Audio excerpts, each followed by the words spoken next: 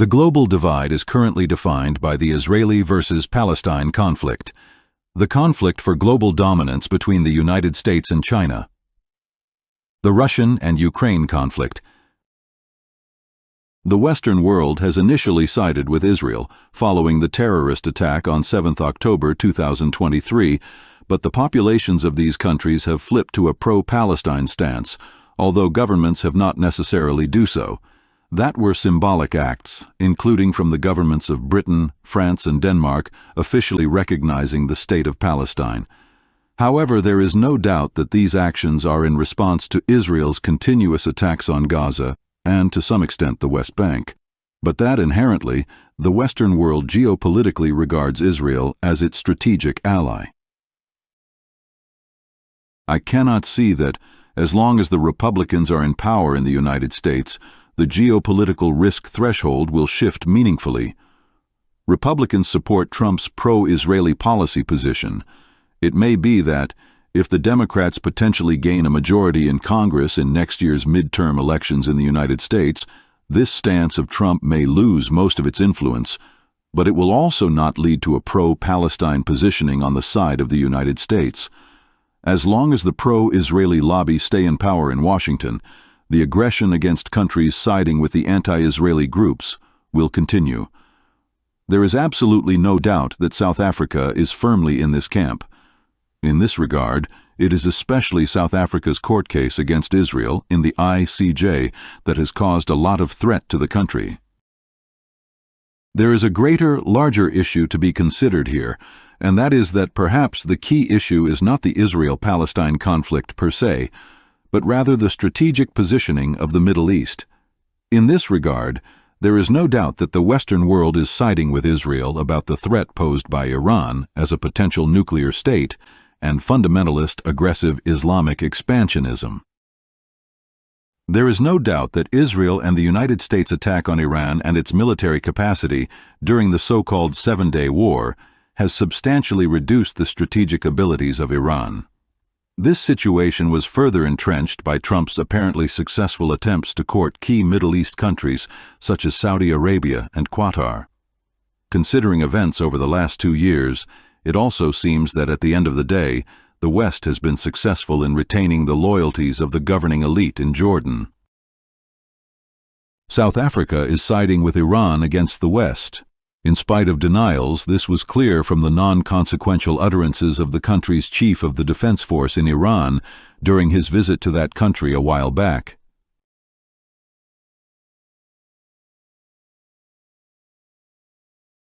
On the 3rd of April 2025, Representative Jackson introduced a bill in the Committee on Foreign Affairs of the U.S. House of Representatives to introduce sanctions against targeted persons in the South African government.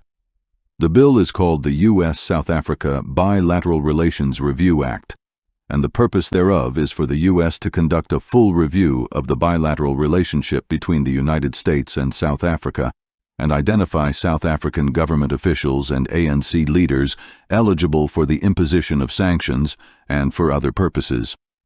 On 10 September 2025, a similar bill was introduced in the U.S. Senate by Senator Kennedy, which purpose was to a full review of the bilateral relationship between the United States and South Africa. If sanctions against selected government officials starts, it will not easily be discontinued, and it will not affect only those persons. All South Africans will be affected. This type of targeted sanctions destroyed the economy of Zimbabwe. It is important to note that both these pieces of legislation cited South Africa's close relationships with the United States' enemies in the Middle East as a major reason for the intended sanctions. By extension, the African Growth and Opportunity Act is also affected by the United States' punitory actions against South Africa. Ironically, it may be possible that, due to the multinational scope of the African Growth and Opportunity Act across sub-Saharan Africa, South Africa may, in the medium term, just be able to escape this risk. However, I am not so sure that Trump will be willing to include South Africa in a future trade agreement with the region, given his clear animosity towards the country.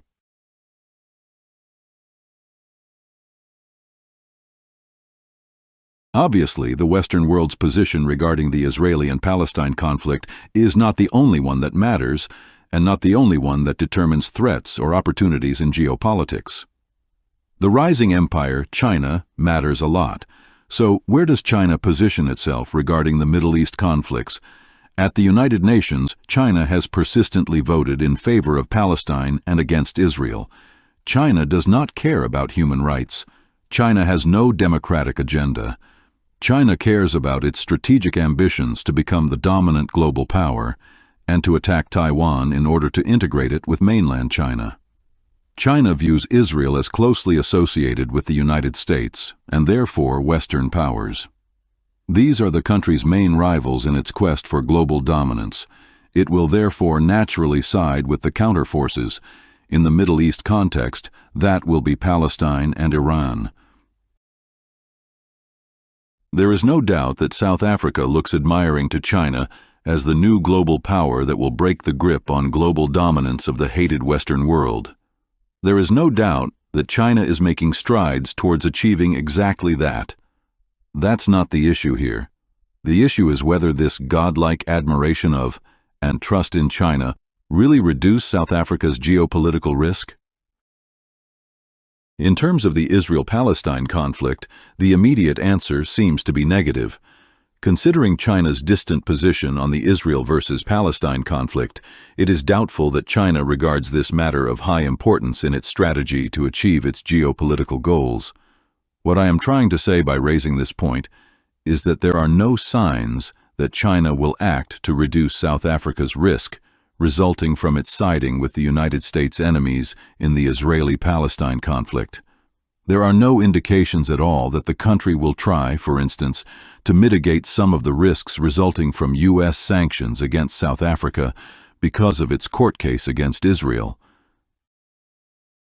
In fact, South Africa's alignment with China has already led to potential risks maturing, with the United States lawmakers using it as a justification for introducing legislation to punish South Africa.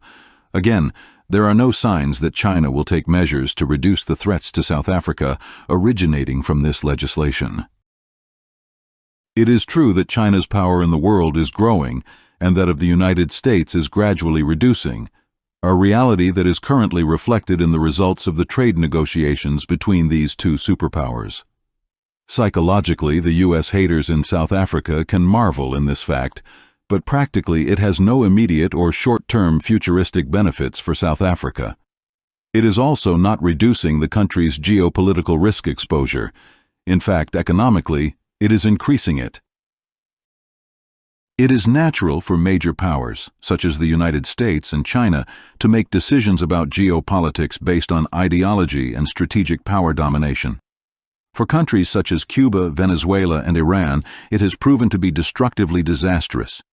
It has destroyed the economies of these countries, leaving their people to survive on ideology and the whims of extremist dictators.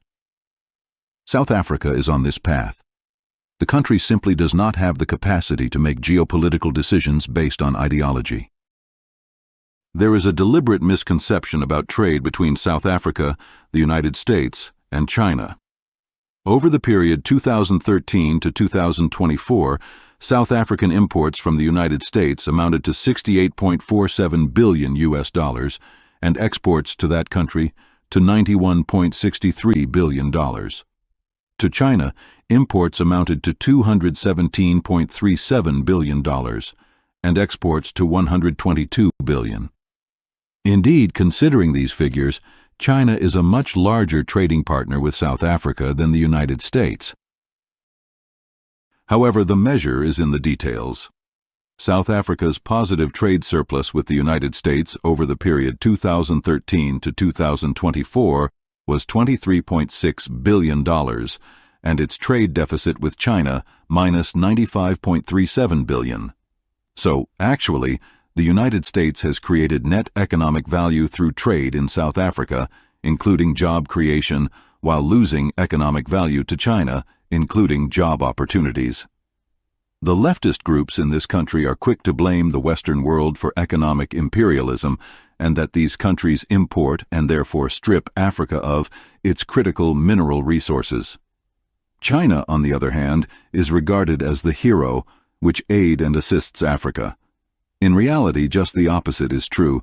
It is mostly China that import predominantly minerals from South Africa, while dumping cheap exports in magnitude on the country's internal market. China is actually exactly what is described as a new imperialism empire, while the United States actually creates much more economic value for South Africa than it destroys.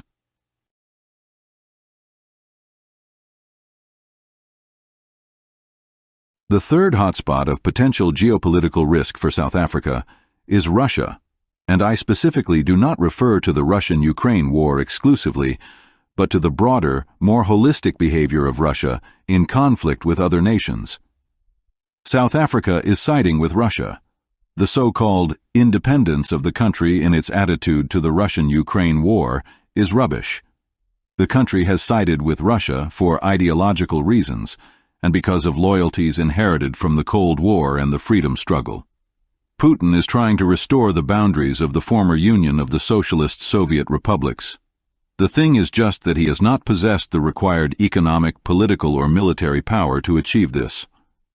Russia does not have the required technological ability or the production capacity to win a war against NATO. The country also does not have the required economic prospects to do so.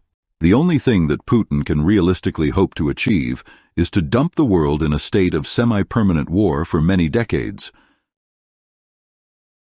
Except if China explores Russia's wars with NATO to invade Taiwan. If the West must fight against China and Russia simultaneously, there may be a possibility that Russia could arise as a world power and actually capture back the breakaway states of the former USSR.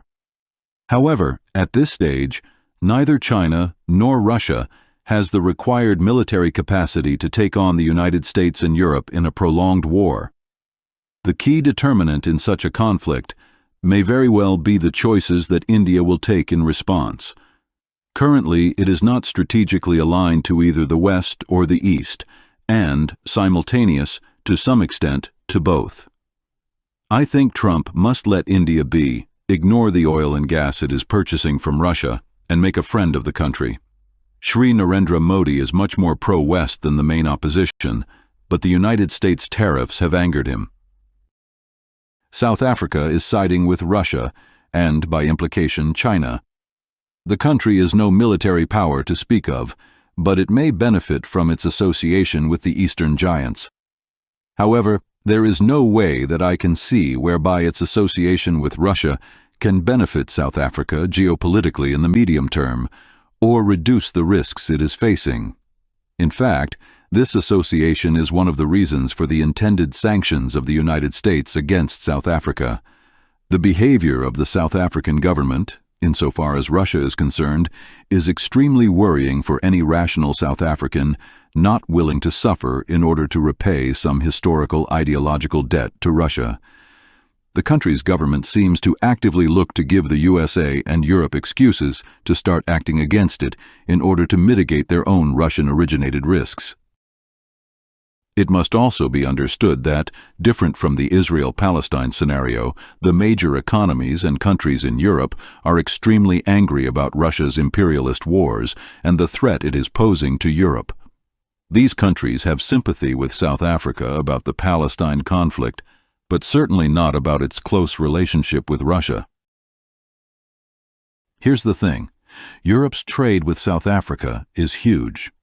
If Russia's Cold War with Europe turns hot, and South Africa is viewed as associated with Russia, there is a very high-risk threat that these countries may implement economic sanctions against South Africa. Like the United States, before Trump closed most of the aid accounts, European countries, additional to trade, fund multiple social and related projects in South Africa through aid schemes. Different from the typical perspectives inside the ANC about their wisdom in international affairs, Europe does not see it like that. Europe is concerned about the close association between South Africa and Russia, and Europe is in mobilization mode in anticipation of an expansion of the Russian-Ukraine conflict to NATO countries. If the Western world sanctions South Africa, the country will be in the same position that Zimbabwe found itself in the early 2000s. It has destroyed the country's economy. The same will happen to the South African economy, and not China or Russia will save the country. Russia doesn't have the means, and China is only interested in the country's minerals and a place for dumping its heavily subsidized products.